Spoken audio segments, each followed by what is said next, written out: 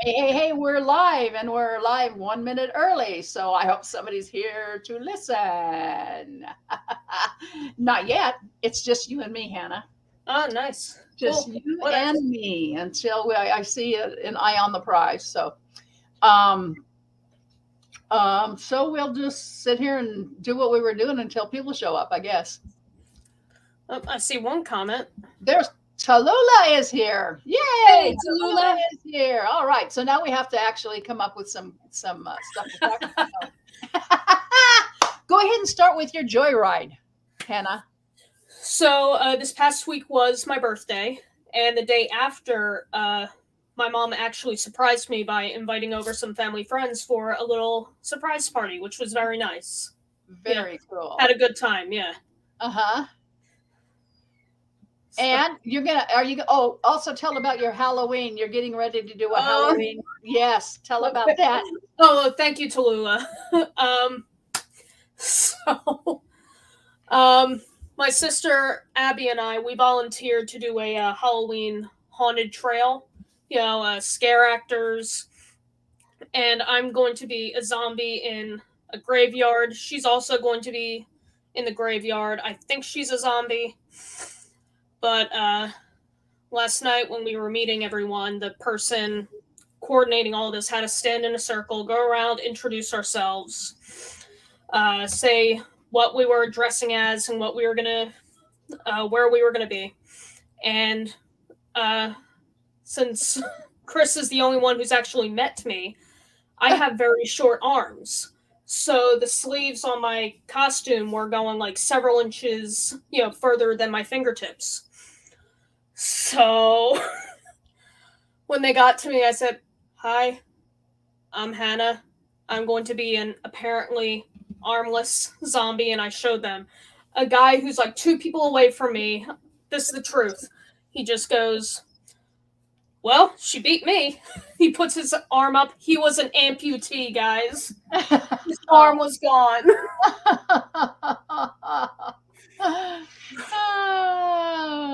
Harmless error. He Everybody thought it laughed was funny, except but I was Hannah. still like, "No." Everybody laughed except Hannah. Yeah. And Abby. Yeah. Yeah. John says, "Happy birthday, Hannah." Oh, thank you, John. And Tallulah says, "Oh, fun about your Halloween thing." Aha, we got Janet from UK. Hey, Janet. And okay. That Anything was else? my thought exactly. Do you have anything else you wanted to share? Oh I yes, think I'm do we good. have show them your McCoy Oh yeah. So right after we finished our last Evernew, Kris and I we rushed over to Hallmark to get the McCoy ornament, and so here it is. and are you going to be able to plug it in so we can hear what he says? Unfortunately, no, I couldn't find a wire that would work. He Oh, has a okay. little button over here that you can push. I don't know how well you can see it, but he talks. He It's all from talks the episode Mirror Mirror. Yes, he talks about being in a kind of a chamber of horrors in the Mirror universe Yeah. because people are betting on how long it'll take patients to pass out from pain and stuff like that. And of course, he Hmm. said, "I'm a doctor, not a engineer." I think he says during that one. Anyhow, Yeah. it comes He as says like three things. it comes with all 7 cast members plus the Enterprise as a tree topper. But we just got the McCoy things for now. I Um, mean, yeah. The each character was like $35. Yeah, I mean it's So an expensive proposition if you buy the whole thing, yeah. but man, is it cool. Because they go through the whole episode, Kirk, star date, whatever, and they go through the whole episode with each of the characters, talking. So Lisa Lomas says, happy, I'm gonna let this one go. Sorry guys. I got phone calls coming in. Happy birthday from Lisa Lomas. Oh, thank you. Officially 26 and still All looking right. 16. A little over a quarter of a century. How does Yep. that feel? Tallulah was wondering what the McCoy looked like, and Janice liking it. Rogelio Noriega says happy birthday. Thank you, Roger. I'm so mad I'm broke. Yeah. I have several McCoy dolls. I think I've showed them before. I just got a Spock doll from around 1973. Did you? Yeah, hold on. It's been in a bag because I got it from an antique shop that's not too far from where I live, but for some reason it smelled horribly. So for the past week, it's been in a bag wrapped in a laundry thing. So there's little Spock.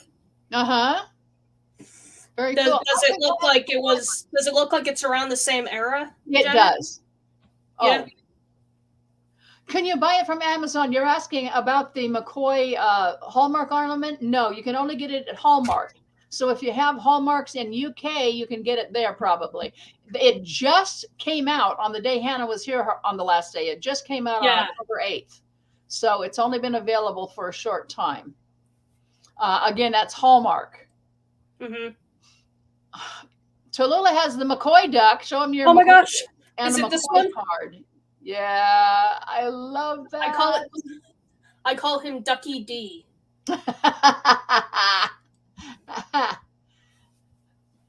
Hi, Spock. Okay, let's go. All right. Yeah. All right. So I have a number of announcements. I have been working on, as you know, I'm no longer a spring chicken, and I'm starting to figure out what am I going to do with all of my D treasures. So I'm working with a friend who is a eBay, guru basically, and they're putting together a website. They're putting together a DeForestKelleyCollection.com page, which you can go to right now. Let me get the banner up.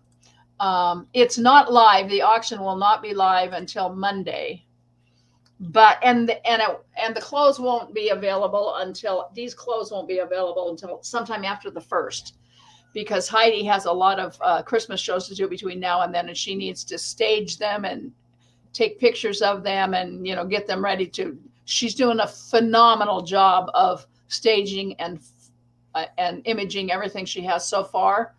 The first 10 things will go live on Monday at the auction. If you go to DeForestKelley.com collection, there's a link there that you can click on that will take you to the auction on Monday. And there's going to be like 10 items per week for as long as the non-clothing items last. And I think they're going to roll it out with some mugs, some collection plates, and some action figures.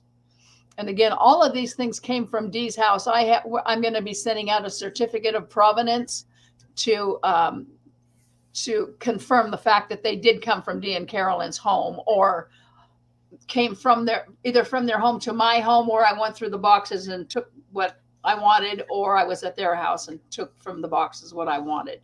So they were sent to Dee. With their permission, you took. Yes, they said, come over here. The box arrived. Come get what you want. That kind of stuff.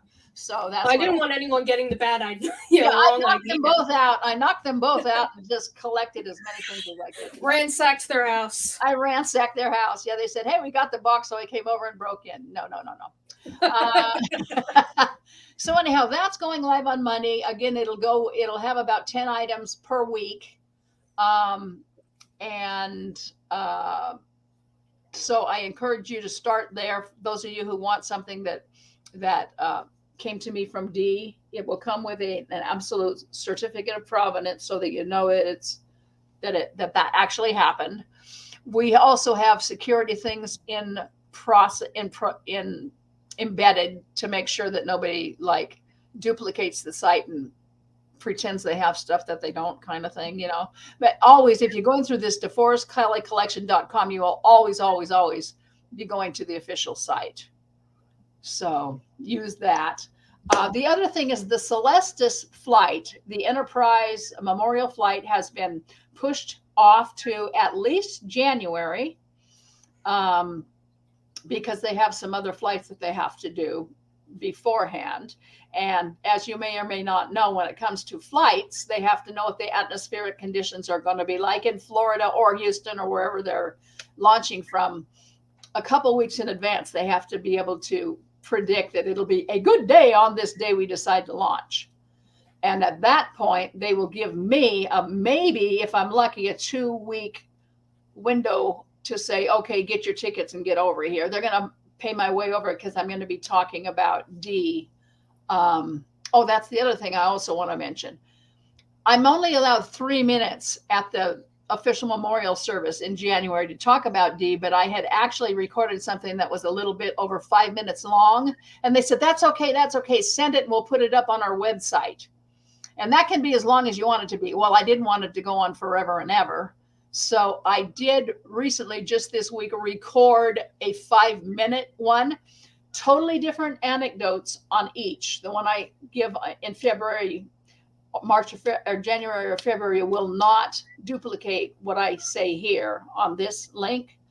I use different anecdotes. On this one, I talked about 2 occasions in which D was a complete blessing to either my mother or a convention goer.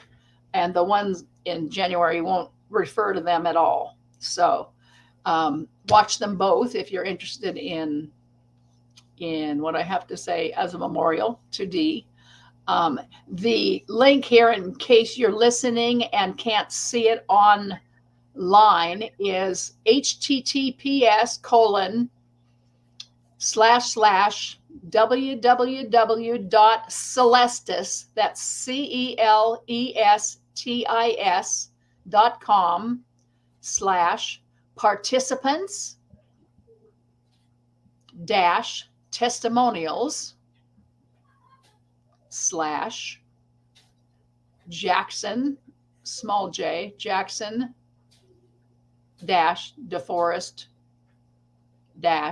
Kelley / I don't think I need to repeat that. I think I said it slowly enough. If not, you can also back up when this thing goes into a rerun. You can back it up and hear it again later on. It's also on YouTube, I think. Actually, they got it from YouTube and brought it over there and made that link, because the YouTube link is ugly, which is why I didn't use the YouTube link. This one's easier to write down as you say it, So yeah, that goes directly to the speech from Celestis. And also you can see the other things about D at that link too. You can just go in and see who all is going to be participating in the flight, how many there's something like 150 other people going.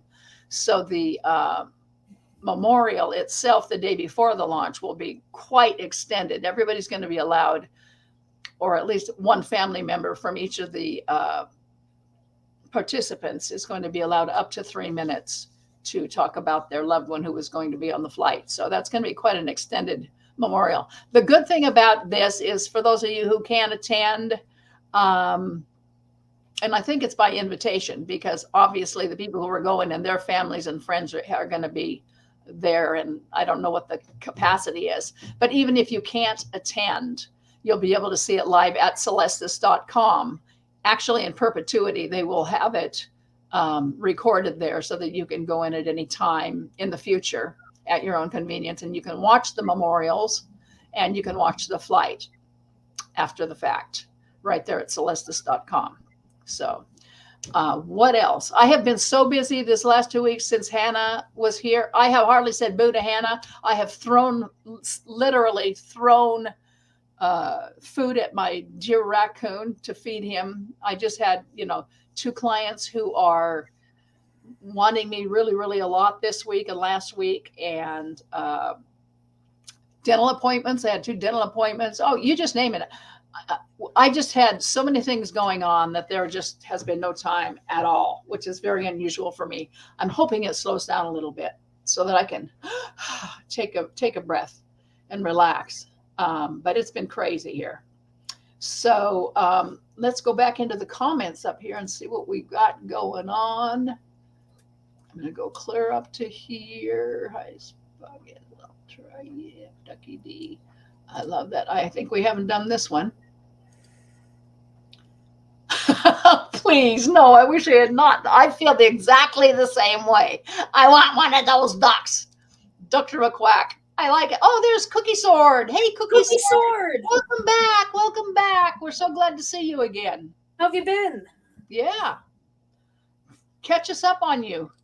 I'm a doctor, not a quack. Yeah. You know, he said he's dead so many times. He said pretty soon they're going to be referring to me as the galactic quack. And now we have a duck. How amazing. I love that.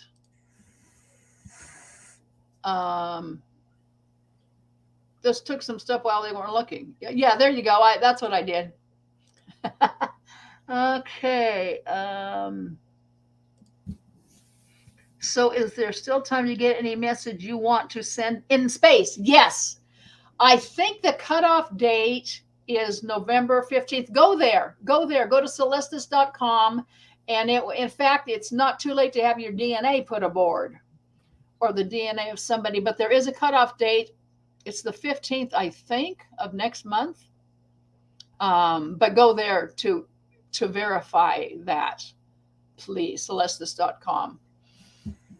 I cried after watching the long version. It was beautiful. Well, thank you. I came real close to crying while I was recording it because I was there during those occasions, and it was like so freaking touching. Yeah, he just knew exactly what to say at a person's most vulnerable moment to make them feel beautiful and loved and supported. And he was just a terrific guy. Yeah, sorry, I've been gone. Life has been busy and school has been rough. Yes, but I'm here. I decided that I had to make it this week no matter what. I'm glad I'm catching it this week. Yeah, you don't want to miss this week's because there's just so much going on here in the DeForest Kelley world. Oh, this is also close to Halloween, and I'm going to read an excerpt. I promised you guys an excerpt from my book. Lisa says, Kris, I was curious to know what Dee was either going to say or do in a photo of the two of you. You're looking at the camera, holding your finger up as if to say don't. Okay, I know exactly which one you're talking about. I'm going to see if I can find it here. I think I might have it right here. If not, I can certainly upload it quickly enough. Hold on, I'm going to do that so we know what we're talking about. I just hope it's clear enough.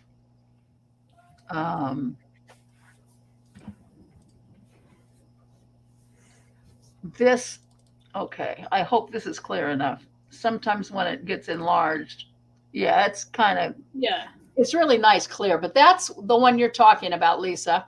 And what was happening there is that I gave Sue my camera so she could take a picture of us. And she said, I don't know how to work it. I said, just look through the lens. And I had my finger straight up and down. And I said, focus on my finger. As long as my finger is straight, everything behind it will be in focus. And so she started to do that. And I said, oh, what am I saying? Don't focus here. Focus here. And I pointed at him. And at that point, she said he did such an endearing, loving look at you. She said, I didn't know if it was in focus or not, but I got the shot. And it is very clear in most images. It's just not very clear here. You have seen it clear somewhere else, though. That's what that was all about. I was saying, don't focus here. Focus. Oh, he was here. Don't focus here. Focus here. And he just gave that wonderful, papa look of adoration or whatever it was. And she said, I saw that. And I said, I just took the picture and hoped it was in focus. And it was. So, yeah. I also want to show you some of the clothing that after the first of the year will be available at the auction. For those of you who have seen him, if you go to DeForest Kelley images and Google images, you'll probably see a lot of these on there anyway. But I have this sweater. I don't know if I have that shirt or not. I'm pretty sure I have this sweater. This is a picture that Mark Lee sent me. I'm pretty sure I have that sweater. I have this. That's this gray sweater, maybe the yellow shirt. I'm not sure because I've sent them off now for somebody to stage. I think I have that one. I definitely have this one, the red shirt. I think I have that sweater. That is ivory. If that's truly ivory, I have that one. And of course, I have this one. Now, I have two. That he had two. One of them he signed on the bottom. I'm not able to give that up right now. I mean, at some date I will, but I'm hanging on to it because that's the shirt I won, and that one would be really hard for me to get rid of. I mean, to bequeath to another DeForest Kelley fan before I'm ready. I'm just not ready. But at some point, I hope you don't feel rushed or anything. I don't feel rushed. Good. Well, you don't need to give it away at all. Huh? No, I know. Need to give it away at all. I understand that, but there's nobody in my family who would value it, and I want these fans who loved him so much to have a piece of D. You can still smell the scent of either his cologne or his home on many of the items. So when I opened up the bin after many, many years of them having been stored away, I just did this flashback because of the scent of them. It was just like, my gosh, I'm back in their house. So they're very, very precious, and I think they're of huge sentimental value to me, but they're not of huge sentimental value to my family and friends and my family. And I just want to be sure they go to a home that really, truly appreciates them and cherishes them and won't just turn around and sell them again for twice what they got it for. I'm not going to list these at huge prices. I want regular fans to be able to afford them. I don't want Sotheby's getting a hold of it. The rich people, richer, they'd buy it and resell it. I want the fans who really, really want to keep things bidding on these. I definitely have that shirt plus another one that is slightly different colors, but also the flowery things. When Heidi picked those up, she went, really? That was the 70s look. And Dee had clothes, I'm serious, Dee had clothes from the 70s. He never threw anything away. We have also got the other interesting thing about, I have T-shirts of him that he had to have seriously gone out into the rose garden to get Carolyn roses because they have little holes all over them. He's been snagged by rose bushes. And the collars are I don't want to say grungy. They've been washed. Obviously, I didn't wash them, but the Kelleys obviously washed them, but they still had, the stains of a person who's working hard on them. In other words, Dee's, what a used looking T-shirt would look like. To me, that's some of the most precious because he was in them all the time and he was doing what he loved out in his rose garden. I'm guessing that's what the holes were. I don't know what else they would be. And taking roses to his beloved wife. So to me, those are really, really special. Even though they're ratty, it's like he was in these so much. Kris, I was curious to, okay, we already did that one. I guess I better get rid of that comment. There we go, because we got more things going on here too. That's that one.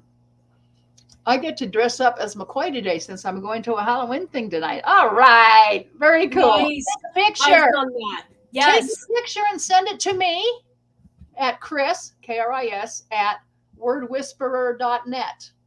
I would love to see it. I'll put that thingy up and there. then Kris, show me if that's okay. And if it's okay with you, I will show it next time.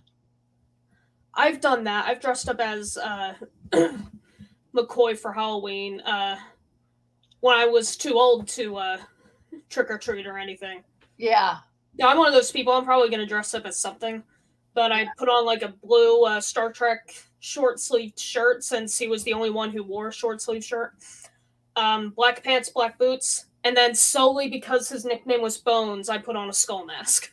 I'm like, I have to. Well, in my book, we took that skeleton and did all kinds of funny things with that skeleton, Mhm. called him Bones.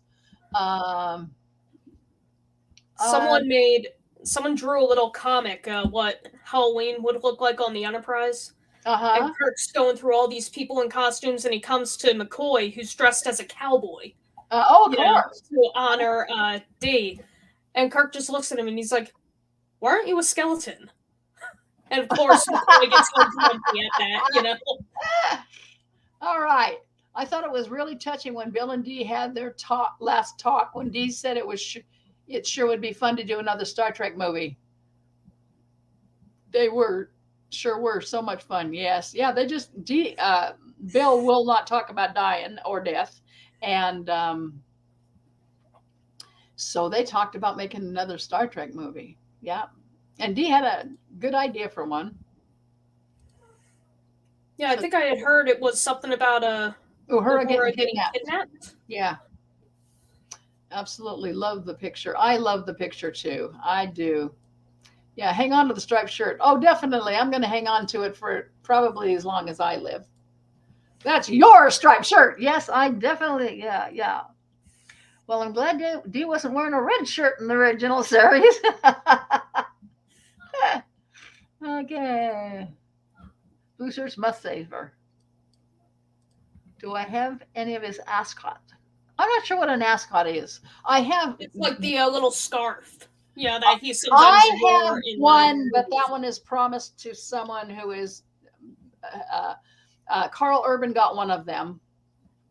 And then another gentleman in Australia who I know is going to get the other one because I promised it to him, and he's portrayed McCoy before.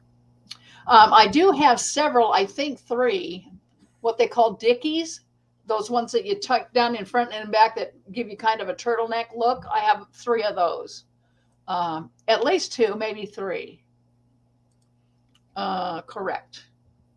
I don't know what correct is. Another good one. As bones? What's as bones? Maybe the Halloween costume they meant? Possibly. Okay, so we have come to the end of comments for the moment. We have lots of eyes. Thank you, everybody. I'm going to read the Halloween thing now. If you guys haven't heard it, I hope I get through this. I went to read it the other day. I was losing it, so I'm sorry. I think I can get through it. I've been practicing. Here we go. Kat and I handmade a pair of, first of all, let me preface this by saying, as you know, Dee did a movie called, a really camp movie called Night of the Lepus with A.C. Lyles. That was the last film he made with A.C. Lyles. He had a contract with A.C. to make a number of pictures. They hadn't made one, and A.C. Came up with this Night of the Lepus one, which if you've seen it, the special effects kind of ruin it because the bunny rabbits start out, some of them look like Doberman Pinscher size, and some of them look like cows size, and some of them look like house size. And it's like the special effects totally ruined it. And when I told Dee one time, I laughed about it. And he said, "Why are you laughing about that movie?" And I said, "Because Dee, and I tried to explain about the special effects." He said, "Well, Kris, if you will just close your eyes and not watch it and just listen to it, you will understand what a great movie that was." And I said, "I think you're probably the first actor in history that said, just close your eyes and don't watch and just listen." Anyhow, this has nothing to do with this excerpt, but I thought I'd throw that one in to start with. Anyhow, Kat and I handmade a pair of truly grotesque by design bunny costumes that we had planned to wear to A.C. Lyle's place in Bel Air on Halloween. We had never perpetrated a gotcha on AC and figured it was time. We each had a pair of pantyhose over our heads with cardboard pushed into the legs to make them resemble crude bunny ears. We had white jogging pants on with men's BVDs outside them to hold the cottontails we had made. 2 women have never in all of Earth history looked so ludicrous as we did in those get-ups.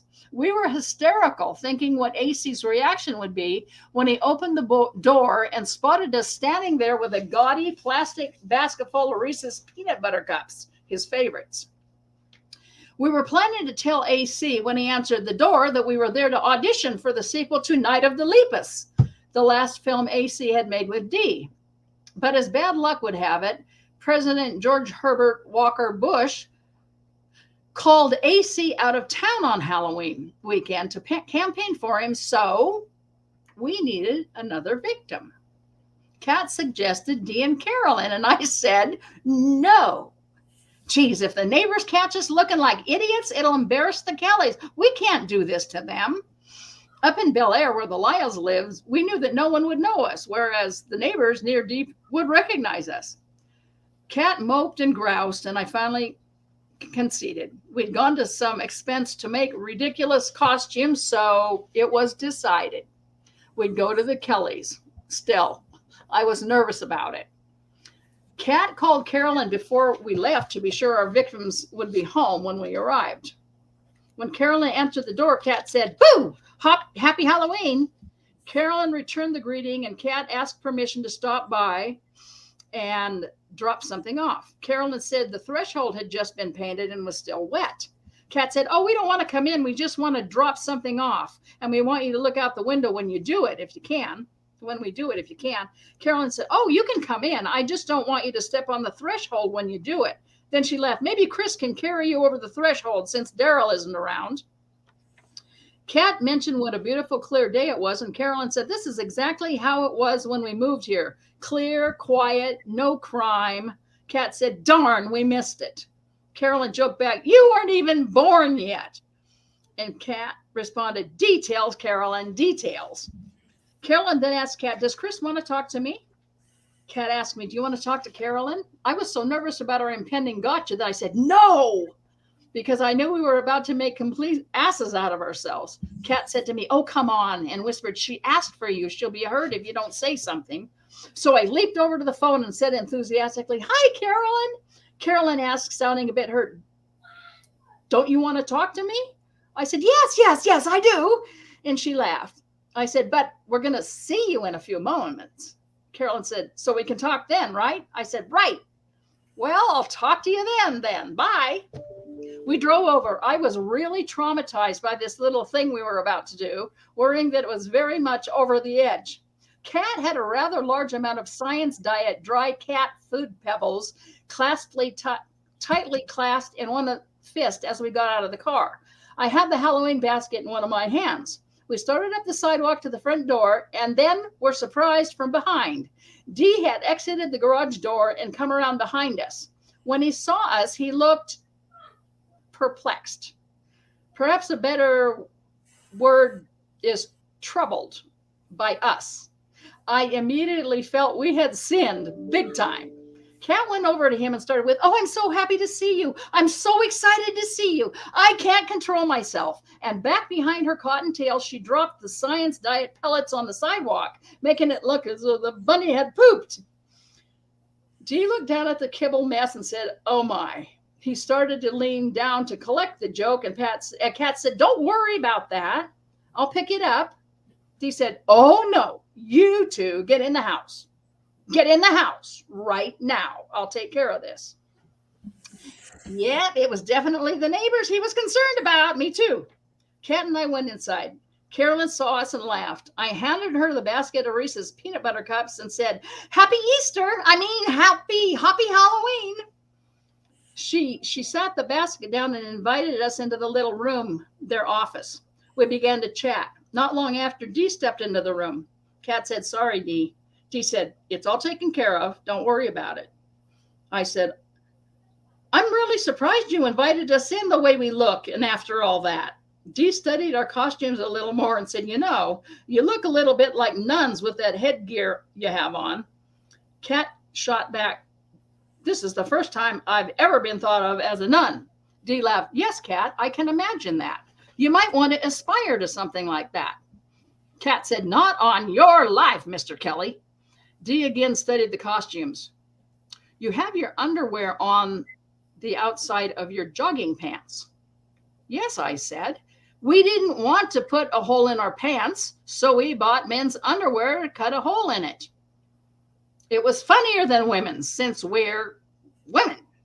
Dee said, If you had put them on backwards, you wouldn't have had to cut a hole in them. I said, good thinking, Dee. We weren't thinking. What could possibly lead you to believe we were thinking at all? He laughed. Cat joked to Dee, if we'd done that and hadn't cut holes, we could have given you the underwear afterward. Dee laughed and joked, that's right. That's why I said that. We all laughed. I acknowledged, Cat and I both have bigger butts than you do. These shorts would fall down around your knees. True to form, Cat commented, that would be good. Carolyn said, that's quite enough, girls. We visited for about an hour, chatting about much less controversial topics, and then Cat and I hopped home. There you go.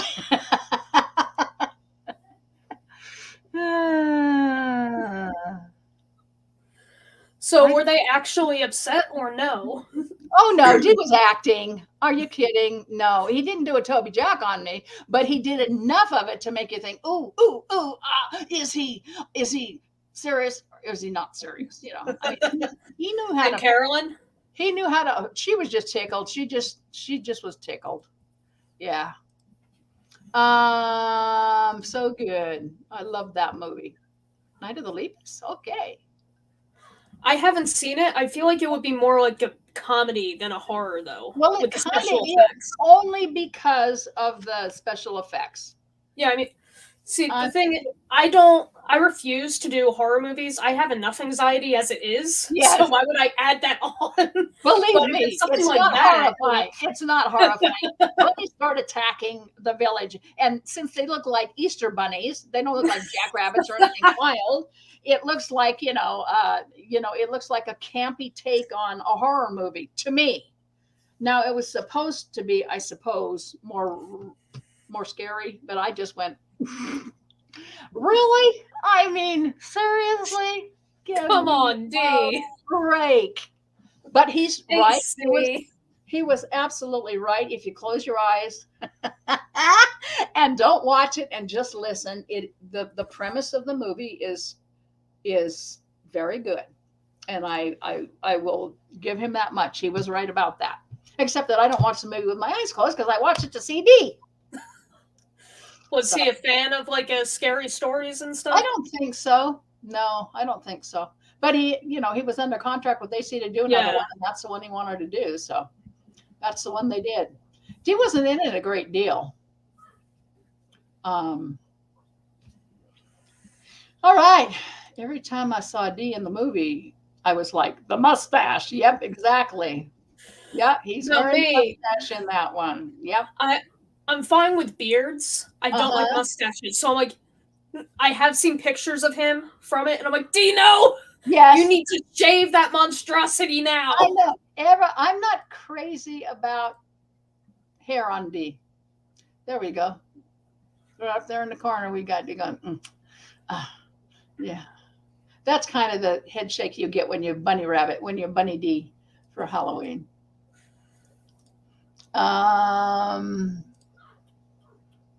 Love that Dee should be so worried about what the neighbors think. Yeah.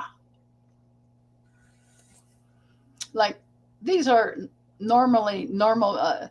He had a cat actually sent him a cap that said my other fans are normal.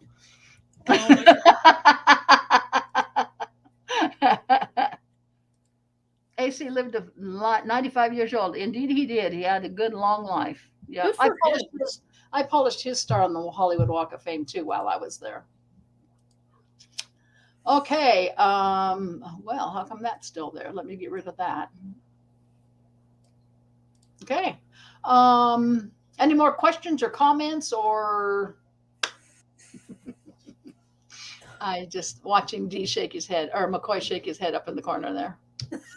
Yeah, it's pretty good for the last Happy Halloween thing I wrote. Yeah, I read, I should say. Yeah, I think I'm caught up with everything I wanted to be sure and mention. I got my teeth fixed. I'm going to have my implant probably after January. They said they won't be able to get, but I have my flipper. So if I go and speak, I'll still look like I have all my teeth there. But I did go to the dentist 2 times in the last 2 weeks, and get everything else So taken care funny. of. So I'm healthy, and they said I have a wonderful dental hygiene, and I'm like, oh, well, that's good. So I get Dentists to are my so teeth. weird when you think about it, because they like poke at your gums with the Yes. metal hook, sharp metal Yes. hook, and they're like, does this feel tender? Does Yeah. this hurt? What do you think? Yeah. Mm-hmm. Mm-hmm. I went to the dentist once, and you know how the hygienist comes in first, does all the stuff. Right. Well, in this office, for some reason, they had TVs, so the person can watch who's getting their mouth done. And the hygienist asks me, I'm probably in middle school at this time, so 13, 14. She asked me if I want to watch anything, and I said, no, I'm good. And she says, do you mind if I put something on? And I'm thinking she's just going to listen. And I'm like, no, not at all. So she puts on Oprah, and she has the hook and all that in my mouth. And then Oprah says something, and she's like, still moving. And I'm like, pay attention. Like, oh, right, sorry.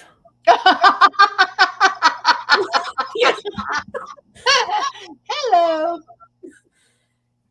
Yeah, I'd rather not, Can you pay attention, please?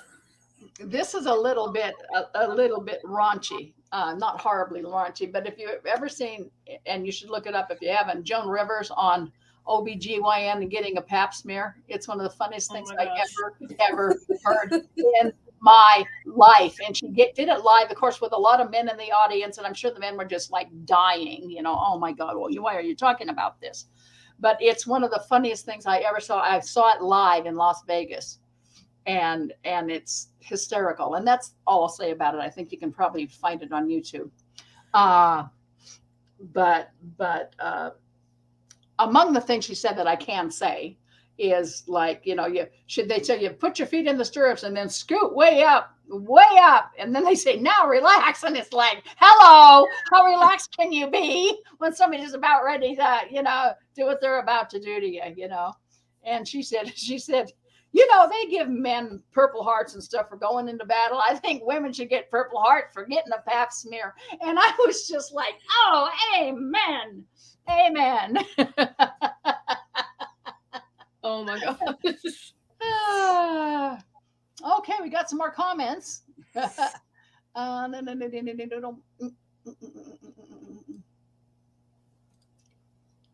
I got that one. That's one of my favorite D scenes. Which one? I don't know. Maybe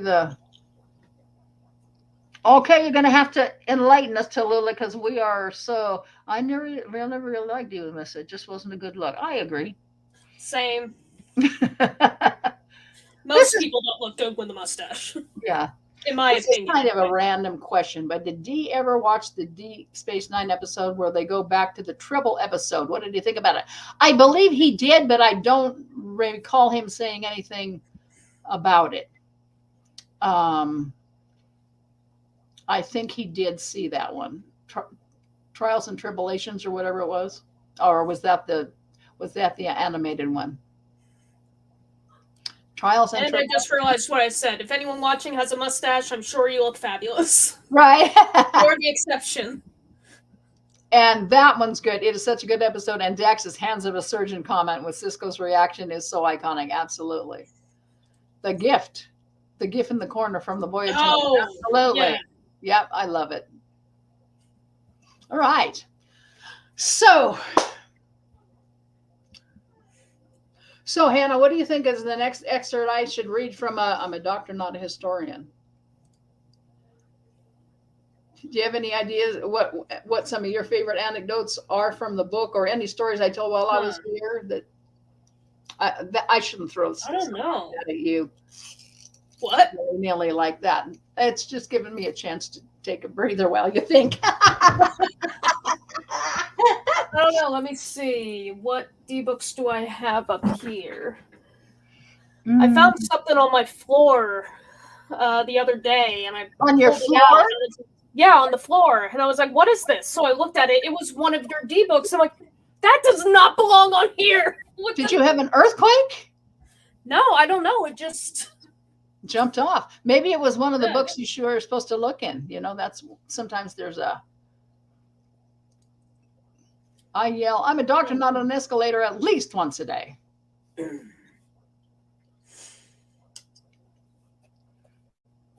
Well, there's a thing in a Kelley phone tag volume 2. I opened up to it September 4th, 1993, and it begins in all caps with, "You won't believe this." Okay. You want to read it? All right, sure. Do you know where to end it? I mean, is it short enough to do here? I don't know. I just saw there's a picture, and you won't believe this. Well, surprise me, because I don't, it isn't like I. Oh, it's a few pages long, so I'll find somewhere to end it. Okay. Well, read it. I mean, be sure it's something that we all want to hear. I think it will. I mean, from the picture, it looks like it's something sweet. So, Okay, go ahead. September 4th, 1993. You won't believe this. Yes, you will. It's happened before, but we're floored anyway. When Caroline and Dee called to thank us for the hot air balloon basket, we were expecting just that, but the conversation took an unexpected turn almost immediately. It went something like this, as near as I can recall. Phone rang, I picked it up, and Kat came in close to me to listen, knowing it was probably them. I said, "Hello?" Carolyn said, "Kris, that hot air balloon just arrived. It's sitting right here on the floor of my office. Dee just carried it in." At that point, Dee got on the line and said, "We've canceled our flight for Tuesday. We're going to ride to Pennsylvania in this." He handed the phone back to Carolyn, or else he was on the extension, and she said, "It is just magnificent. You're spending all your money on us again." "No, we're not." Kat said, "Take a picture. I haven't seen one before." Carolyn said, "Oh, we certainly will. It's just beautiful." Kat said, "Did you read the card?" She said, "Oh, no, it just got here. Dee just now carried it in. Dee, get the card?" He did so and handed it to her to read. She read it aloud, choking up a little bit as the meaning sank in. For two people who really know how to stay high on love. Kris, Kat, and Furballs. Just a little sweet thing. Okay, there's more to that. The part, keep going. Okay, hold on. I closed the book. Because the part that I said, "You won't believe this," "Oh, yes, you will," is still coming. Okay, hold on.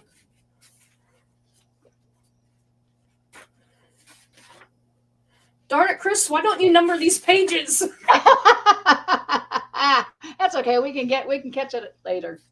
What happened was, at that point, Carolyn said, "Kris, we are going to fly you to Dee's next convention," because we were both, Kat and I were both really, we were struggling secretaries and stuff. We didn't have, flying money, and they said they were going to send us, because she said, "I can't imagine a convention without, you two eggheads over there helping everybody have a good time," essentially. So they told us they were going to send us to, I think it was Hunt Valley. I think it was the Pennsylvania convention that was coming up. Anyhow, that's what that's all about. Okay. Sorry, I wasn't sure what it was going to be, but yeah. So I'm pretty sure that's what was coming after that. So, all righty. What else? Anybody have any questions? Because otherwise, we're about 45 minutes in. That's a good little run. Still got lots of eyes. That's good. Yeah. So. I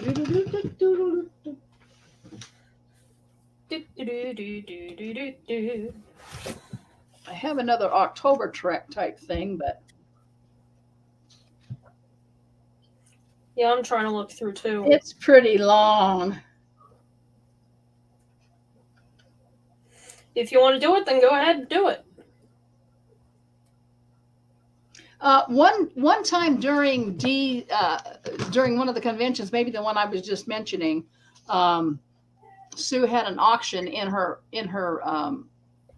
room, and a lot of the DKFC members, DeForest Kelley fan community members, came in to bid on this auction type thing. And Dee and Carolyn actually came in, surprised us and came into the room.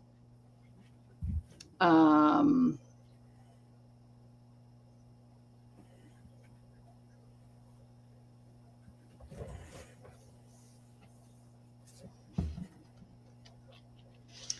and this was at October Trek in 1992, and we had been, as part of our fun stuff, we had been writing songs about Dee to the tune of, familiar favorite tunes like Love Boat and stuff like that.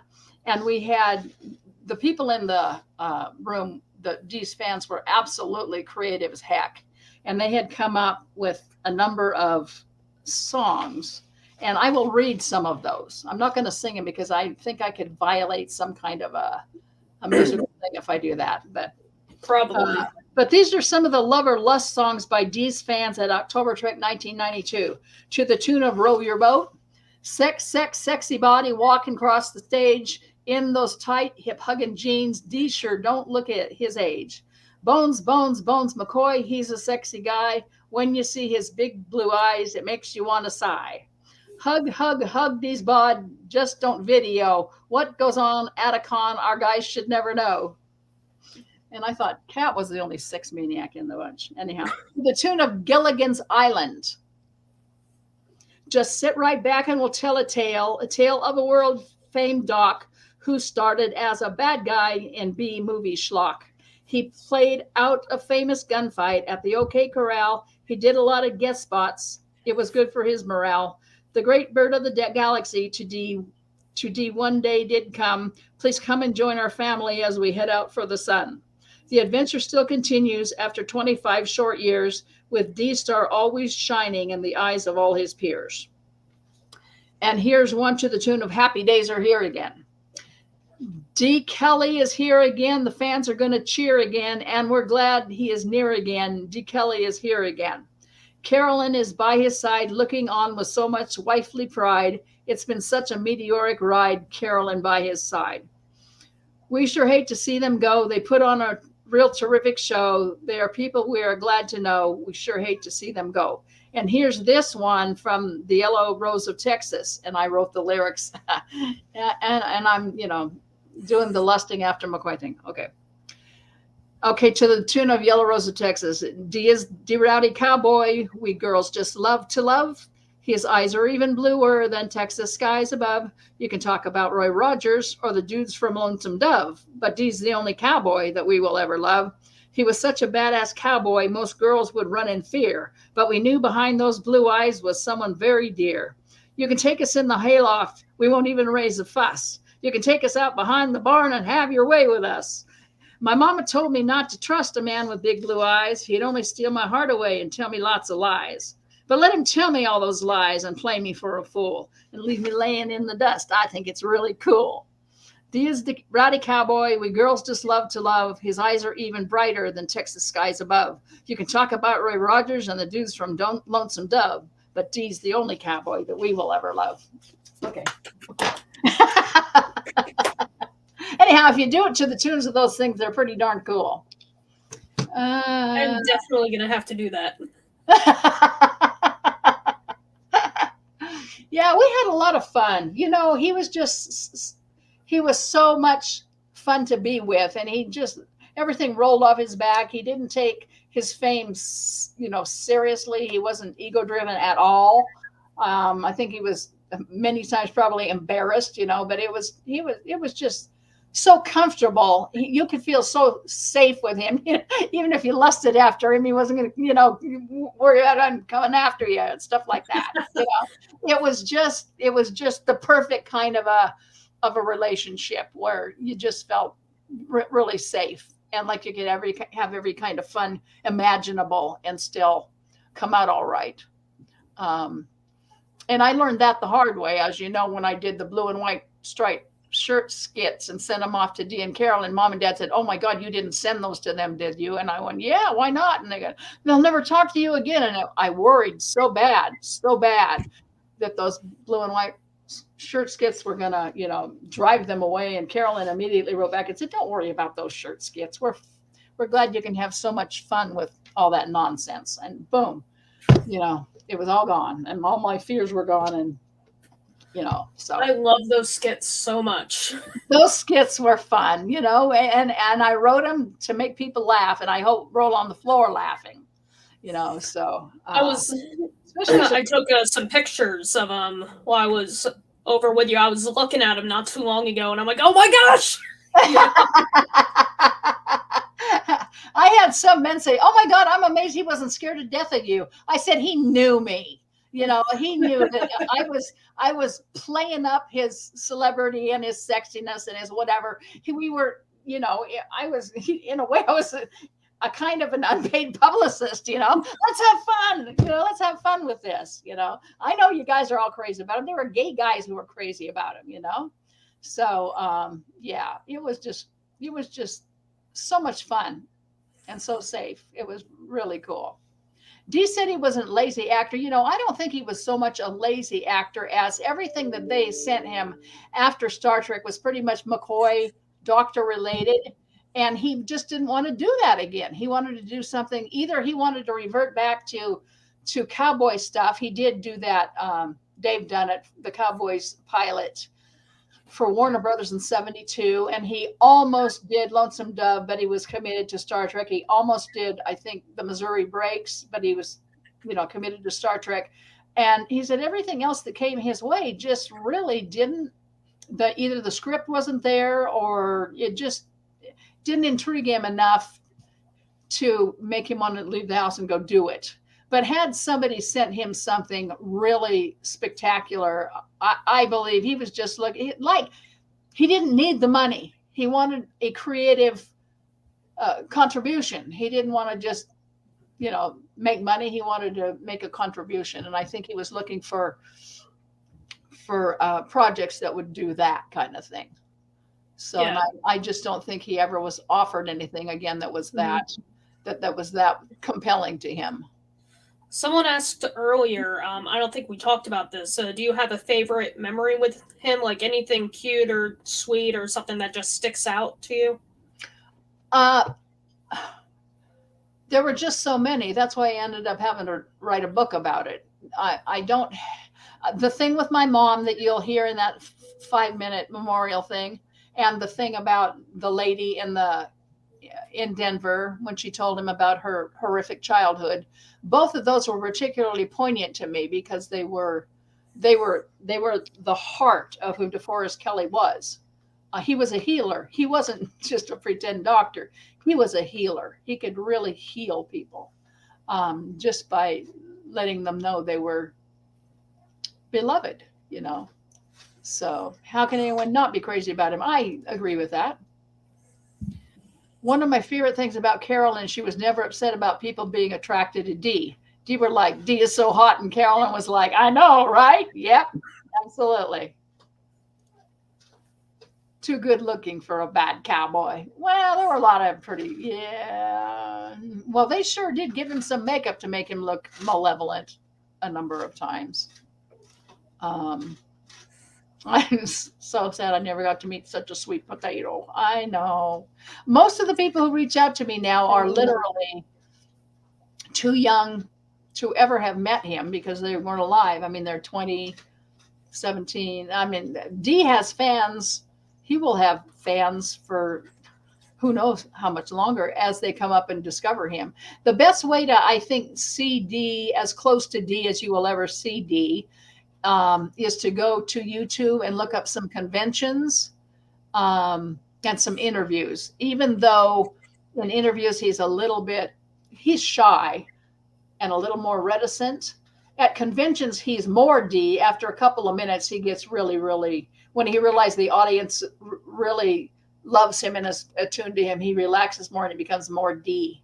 But again, it's also an appearance, a performance. It's not like he's sitting in his chair at home with you, but you can still get a really pretty darn good sense of what he was like at home too. He was so unassuming and he was so quiet. You had to sometimes lean forward to be able to hear what he said. He was just not at all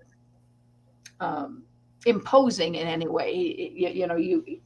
He was like a, I guess I want to say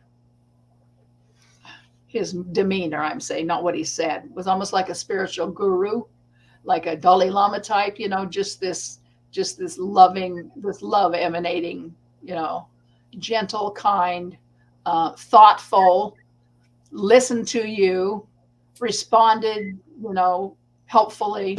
Just, he was great. I had a dream once where I was at a thing and he was there.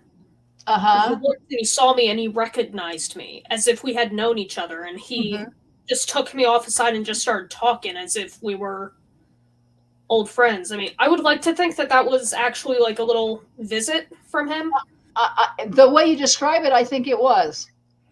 But of course, I also had a dream about McCoy where he was no longer a doctor, he was a chef. So not for the Smurfs for some reason. I remember just watching him talking to Spock and McCoy, and to a Spock and Kirk, and he's like, "Now you two shut up, I gotta work." And he's got like this chef hat on, and he's got a wheelbarrow full of apples, wheeling it over to the Smurfs village. And I'm like, what the? Dee was a pretty doggone good cook too. Tallulah says, I was about 8 when he passed. I blame my parents for not loving Star Trek. Dang it. I was about 2.5 when he passed. So, It's about, Tallulah, you said you've been a Star Trek fan for just a little over a year. That's all right. That's all right. You're here now and you're in with the D group. So you'll catch up real quick. I love watching him at the conventions. It's so much fun. Truly, go to the YouTube channel and look up some convention. DeForest Kelley at Star Trek conventions. Yes, you could feel the love for his fans at conventions. Absolutely. He was there for you. He wasn't there to make a buck. He was there for you. I was just telling you about the D dream I had too. Yes. D was genuine. That's the word right there. I was talking to someone about him, and they said that they had seen him at the LAX airport, but were too nervous to go up to him. I was like, oh my God, he would have been fine with it. He would have. Yep, absolutely. He would have been fine with it. Did I ever tell you guys about the time he was in a Rite Aid pharmacy in Sherman Oaks where he lived, and Richard Crenna, did I tell you this story? Richard Crenna was in the Rite Aid pharmacy at the same time. Well, they knew each other, but they were both on, I guess, maybe on the same aisle, but far apart from each other. They were, looking for what they were looking for. And this fan comes up, and I guess her back, or Dee's back, must have been to her at the time, but he heard her go, "Oh my gosh, oh my gosh!" And he turned to look, and she said, "That's Richard Crenna." And she said, "I love him so much." And then she then at about that time, she was going to turn to him and say, would you get his autograph? Because she was too tongue-tied to get his autograph, And she was going to turn to him and say, would you ask for his autograph? And then she goes, "Oh my God, you're DeForest Kelley." And Dee said, "I have an idea. Ask him to get my autograph, and I'll ask him to get, and I'll ask for it." Is it anyhow? Because she had just said what she wanted him to do, and she said, "Well, we'll, I'll ask him for an autograph for you, and you ask me for an autograph for him, or whatever." Wow, however he said it. I mean, he just always made everything just, so much fun. Someone had a similar experience with Leonard Nimoy. Leonard Nimoy talked about it in an interview. He was friends with Tom Hanks, and they were walking down the street together, and someone ran up to Tom Hanks, and they're like, oh my gosh, I love you so much. Can I get a picture with you? And he's like, Tom Hanks is like, yeah, sure, And then he sees Leonard Nimoy there, and he's like, oh, Mr. Nimoy, you're a wonderful photographer. Will you take the picture? So now that guy has a picture of him with Tom Hanks taken by Leonard Nimoy. There you go. That's awesome. I'm glad the community exists as it does now because he died before I was even born. Yeah. Yep. Well, he isn't really dead as long as we remember him and carry it forward. And do, I always say, do no harm. Take what you know about Dee and share whatever that thing, if you can mirror that out to the people who you meet, the world would be a whole lot better place. Because right now it just seems like not everything, but so much of it is like headbutting and disagreeing and, finding everything objectionable. And it's like Dee never, ever behaved like that. I don't think he agreed with everybody, but he never let anybody feel disrespected or unlovable or, everybody comes to their conclusions in life individually and uniquely. And it's really, really hard. If you get that mindset going, it's really, really hard. If you don't agree or like something, ask them to explain it, and even if you don't agree with it later, at least you have a new perspective. And as soon as you know somebody's story, basically, you find that you can usually accept it. I understand why you feel that way or why you believe that way. Even if you don't, you can still understand why. And that is really all it takes to have what the term is, civilization. Right now, we're not being very civil to each other. And I think it's really, really crucial. Dee was a very civil human being. And I would like to see more of that going on. Whenever I think about Dee, I just always feel so calm. Absolutely. He still helps so much. Yep. He was a very calming influence. Oh, hey, this is fun. And we've been here an hour, and I guess we can call it a day for a couple of weeks. Are you available again in 2 weeks, Hannah? Do you have anything coming up? I believe so. That should be fine in a couple of weeks. All righty. Wonderful. Okay. We are missing Tina from Russia today because she's in the process of moving back to her home in St. Petersburg, Russia. We are missing Helen from New Zealand for various reasons. And I just want to do a shout out to them when they go to watch this later on when they can. We love you. We missed you. And we want you to come back just as soon as you can. Tallulah says, thank you so much. Thank you for being here, Tallulah. Thank you, guys. We appreciate all of you. Guys. Yeah, I mean, we're here for you and because of you. And as long as this is continuing to hold value, we will always be here for you. Please share it with those who would enjoy it. Talking about Dee. There are a lot of people out there that you may not even know who love Dee. So just put it on your timeline and see if more people pick it up. One thing that happened to me when I was a office manager for a real estate insurance and securities company, I had a picture of Dee up on my wall in there. And it was amazing what an icebreaker that was. They would practically walk in and genuflect. They were just so, oh my gosh, that is my favorite guy. So even though people don't generally run around with McCoy shirts on, although some of us do, there are a lot of McCoy and DeForest Kelley fans out there. And I think if you'll share these things on your timeline, you will probably get thanks from a lot of people who you didn't expect to get thanks from. And maybe they'll join us next time. So please be thinking about that. And see you guys next time. John, thanks, John, in Atlanta. Thank you, Janet, in UK. It's been fun. Yay. It has been fun. Thank you. I'm so glad I was able to make it. Please do it again, Cookie Sword. Ross also is not with us today. My phone wallpaper is and always will be Dee. There you go. Mine too. Okay, take care, everybody. Love you.